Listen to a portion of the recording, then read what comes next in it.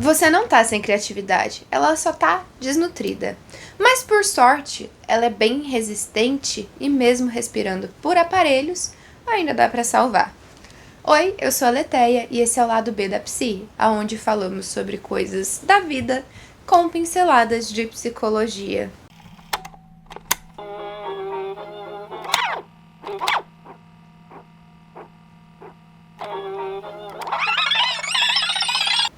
E eu preciso começar esse episódio confessando uma coisa pra vocês. Ele nasceu de um problema recente, fazer esse episódio. No intervalo da gravação do penúltimo para esse episódio, eu trabalhei bem mais do que o normal. Eu tinha comprado um curso, eu estava empolgada assistindo as aulas de todos os módulos do curso em todos os momentos que eu tinha livre. E com isso o tempo foi passando e nada de me vir um tema para esse episódio, simplesmente não parei para pensar nisso. O tempo foi acabando e eu me obriguei a sentar na frente do papel para pensar a respeito de um tema, dos roteiros, dos pontos que eu gostaria de falar com vocês. Nada. Aí eu desisti e fui fazer outras coisas da minha vida e eu ainda tinha tempo. Até que apareceu a retrospectiva do Spotify. E aí eu me assustei. Vocês se assustaram também com a de vocês? Me falem. Porque eu me assustei tanto com o que eu vi dos meus próprios números, quanto com comparado de outras pessoas, o número de outras pessoas. E o motivo do meu espanto foi o seguinte: os meus minutos de músicas ouvidos foram bem baixos mesmo. Isso me bateu errado, me bateu meio estranho ali, eu fiquei achando esquisito. Eu já havia percebido que com o passar dos anos eu estava ouvindo menos música, eu estava conhecendo menos artistas novos, mas em contrapartida eu pensava, normal, é a correria da vida, e eu tenho gostado muito de ouvir podcast e eu tenho ouvido muito livro, tô adorando ouvir livro. E aliás, os minutos de podcast e de livro cresceram, então eu segui a vida, só troquei um pelo outro. E novamente eu fui sentar para escrever o tema desse episódio e nada. E aí foi que a minha ficha caiu. Demorou para cair, viu, gente? Eu fiquei tão ocupada produzindo coisas úteis, consumindo um curso, que eu parei de consumir coisas que alimentam a minha criatividade. Não que os podcasts e os livros não alimentem, muito pelo contrário. Eles alimentam sim, mas é de outra forma. Principalmente com o que eu venho consumindo atualmente. Com eles eu tô aprendendo, estudando, ou me distraindo, ouvindo uma história boba. É outro tipo de repertório, bem diferente do que as músicas, que pra mim sempre alimentaram um lado muito mais emocional, um lado muito mais do sentir mesmo, essa coisa bem mais visceral. Por ironia do destino, logo eu, que além de uma monografia em arte e terapia sobre a importância do uso da música na terapia, também incluí diversos QR Codes de músicas ao longo da minha tese de mestrado, que era interativa. As pessoas precisavam ouvir aquela música para continuar a leitura.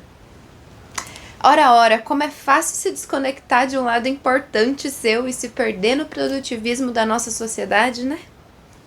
Quem diria? Olha o que eu fiz. E aí, sem perceber, quando a gente viu já foi. Eu demorei para perceber. E a criatividade, o sentimento, a conexão que vinha com esse lado, coitado, tava ali, desnutrido, respirando por aparelhos, em coma. Então tô tentando resgatar a minha também. Até que a gente lembra, que a gente fez isso. Tentando arrumar a nossa vida para deixá-la mais produtiva, a gente precisa, na verdade, organizar a bagunça que a gente fez fazendo isso. Porque não é como se fosse uma sequência de tarefas a serem cumpridas, até responder mensagem, trabalhar, resolver problema, produzir, consumir informação útil e depois se distrair consumindo conteúdo inútil para deixar o cérebro liso. Só que cai nessa rotina xoxa que faz a vida perder o brilho. E a gente já falou disso no episódio passado, Tem um conceito que eu gosto bastante para ajudar a entender isso, que é o da mente associativa. O nosso cérebro é constantemente estimulado a criar conexões entre coisas aparentemente não relacionadas. E é exatamente daí que surgem as ideias mais originais.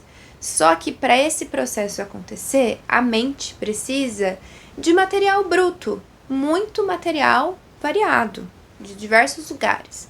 Ela precisa ter sido exposta a coisas diferentes, a experiências que não sejam todas do mesmo universo.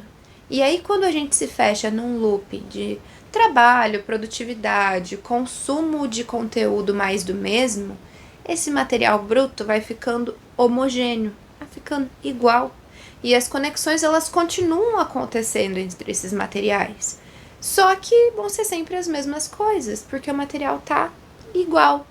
Daí o pensamento parece ficar muito repetitivo, muito circular, assim, de um jeito sem saída, sem novas ideias. E a gente se dá conta que chegou nesse lugar, para tentar voltar, é bem difícil. Porque existe uma fantasia muito romântica e ilusória de que as pessoas criativas têm ideias espontaneamente, como se fosse um dom. A criatividade é um dom, é uma, né, como se brotasse do nada, assim, surgiu a ideia. Só que isso é mentira. A criatividade, ela é tal qual um músculo, ou como o nosso próprio cérebro, que precisa ser estimulado para se desenvolver. Se você não estimula, ela atrofia. E mais do que estimulada, ela precisa ser alimentada com coisas que sejam fora do nosso campo de atuação habitual para ter esse material bruto que a gente estava falando antes. Existe um estudo dos anos 90 onde foram entrevistadas pessoas consideradas altamente criativas nas suas áreas. E o que mais marcou nesse estudo foi que as pessoas extremamente criativas tinham o hábito de circular por campos de conhecimento muito diferentes dos que elas exerciam no dia a dia. Então, elas tinham muitos interesses. Por exemplo, tinha uma cientista que tocava piano, tinha um escritor que estudava astronomia e por assim vai. Então, a gente precisa circular por campos diferentes. Não porque isso tivesse aplicação direta no trabalho deles, nem no de quem faz, mas porque esses estímulos aparentemente inúteis eram exatamente o que alimentavam a originalidade do que eles produziam.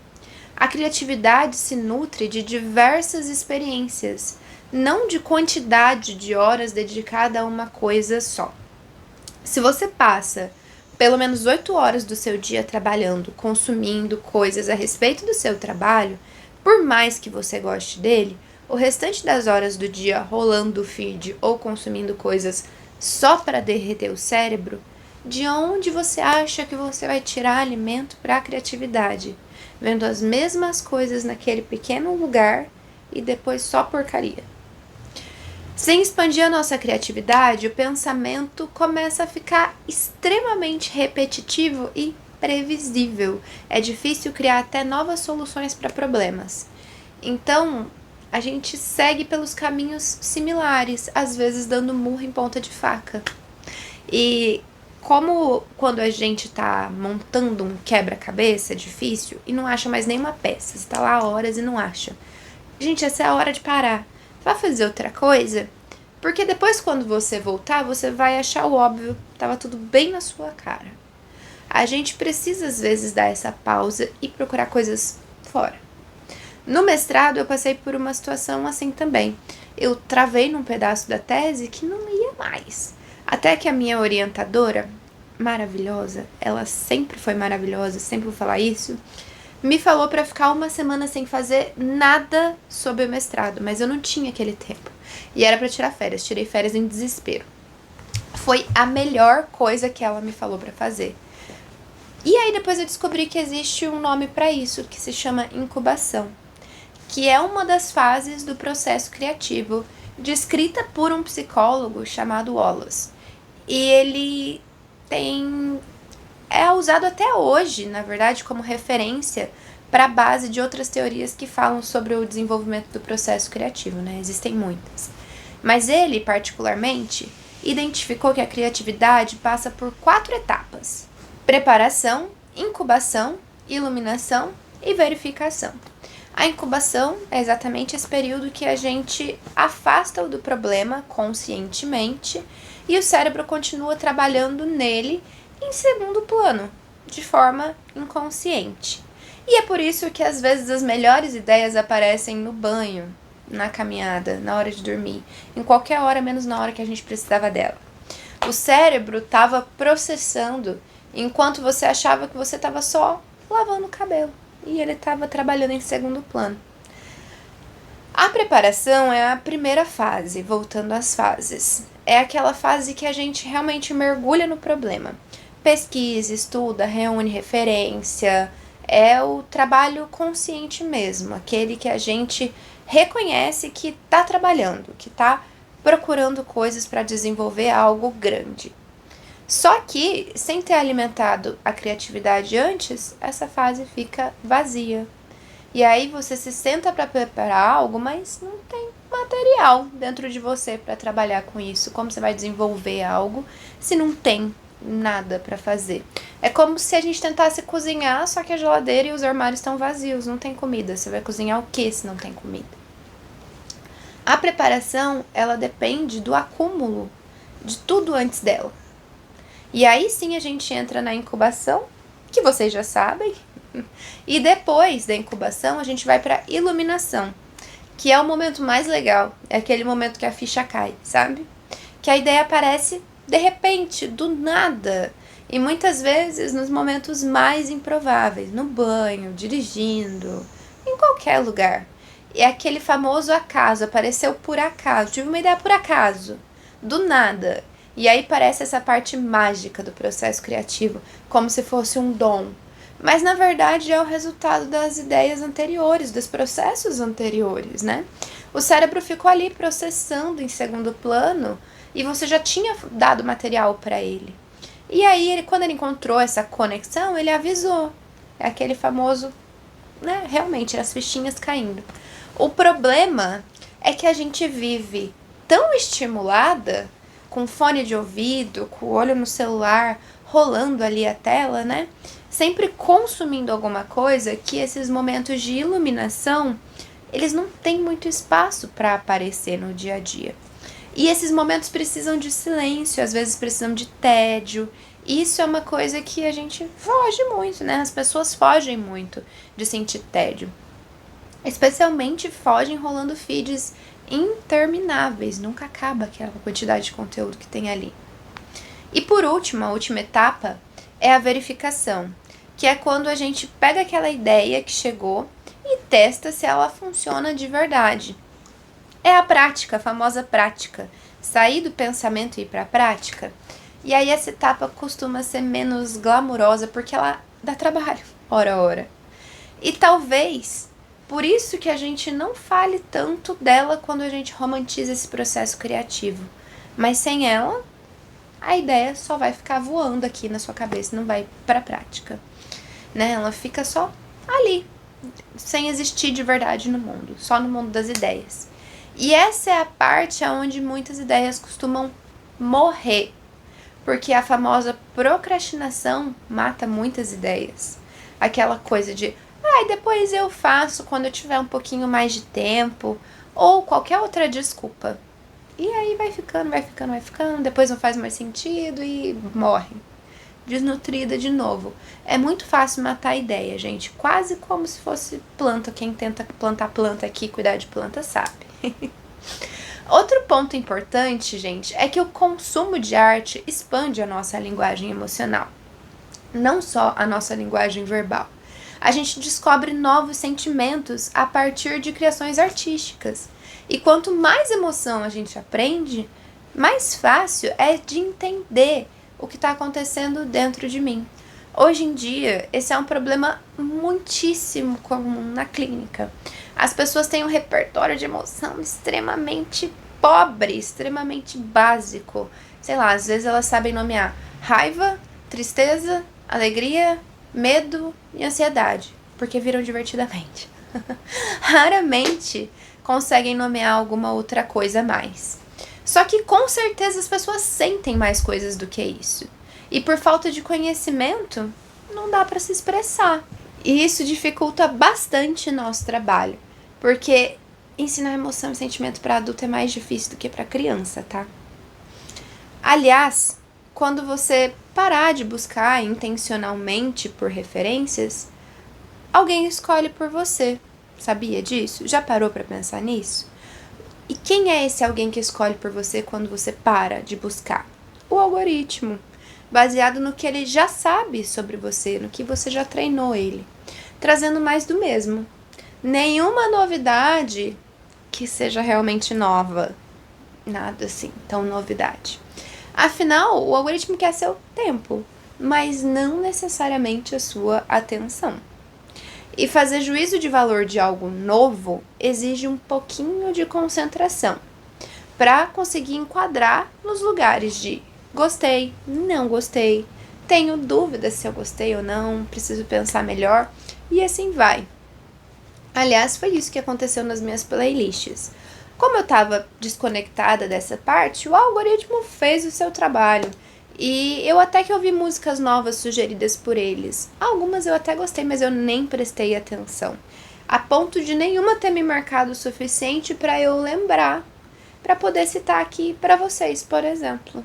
E eu lembro que uma ou outra eu gostei, mas só isso. Ou seja, eles realmente não ganharam a minha atenção, só o meu tempo. Dividido com mais outras muitas coisas que eu devia estar fazendo naquela hora, ao mesmo tempo. E é algo muito específico que o algoritmo ele não consegue fazer. Ele não te apresenta ao que você ainda não sabe que gosta. Ele é bom em te dar mais daquilo que você já demonstrou preferir.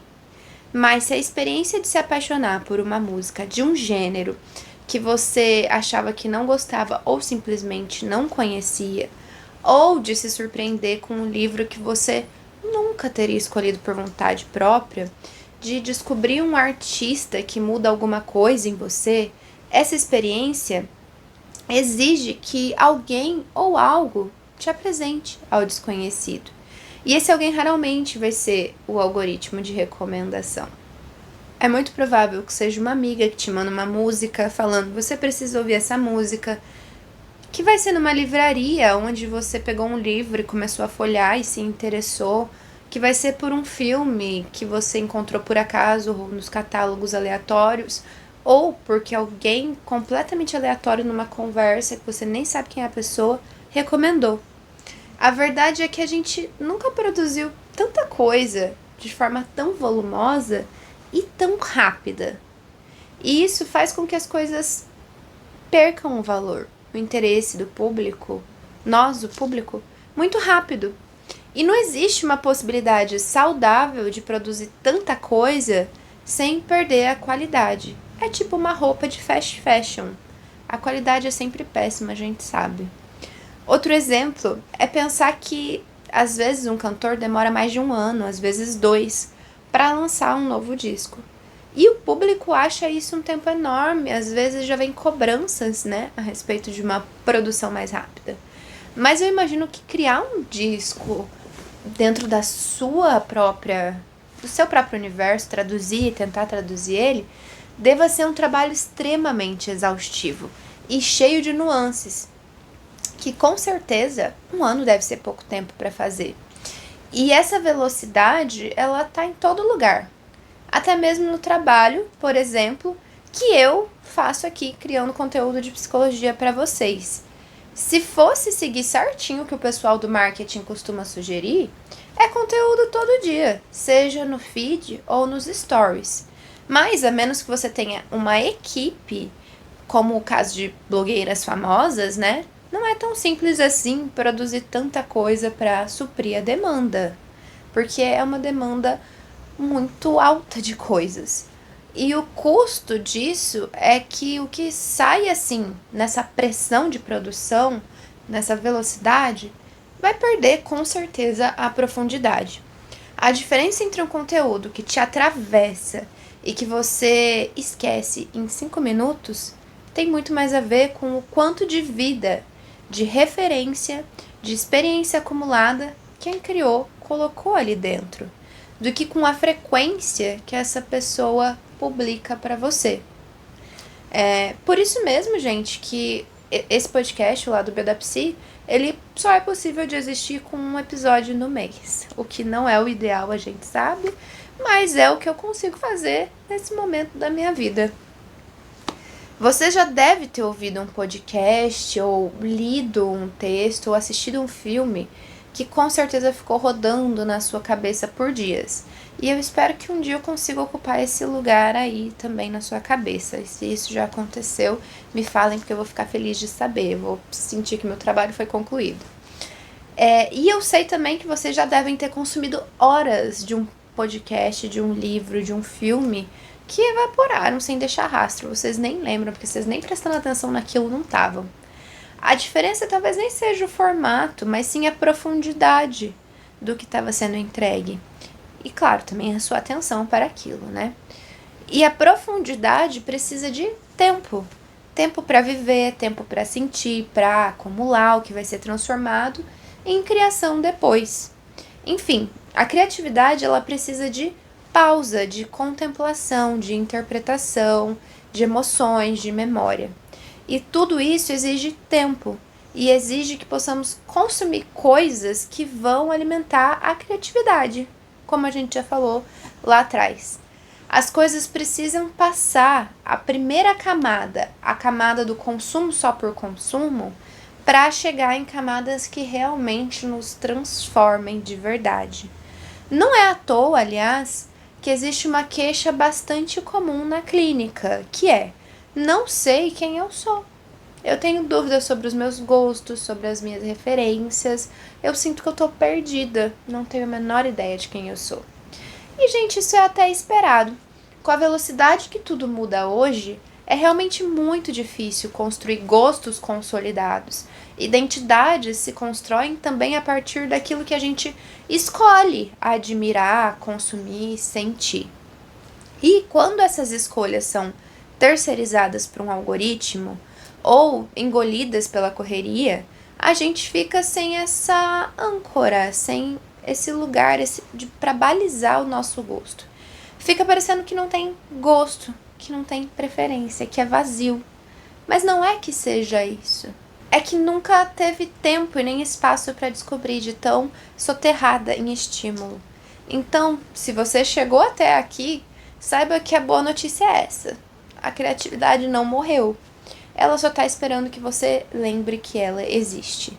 E eu arrisco dizer que você deve estar tentando ressuscitar a coitada, porque você está ouvindo isso aqui. Então, às vezes, coloca uma música que você amava quando você era adolescente, criança, e não faz mais nada, só lembra do porquê você amava aquela música.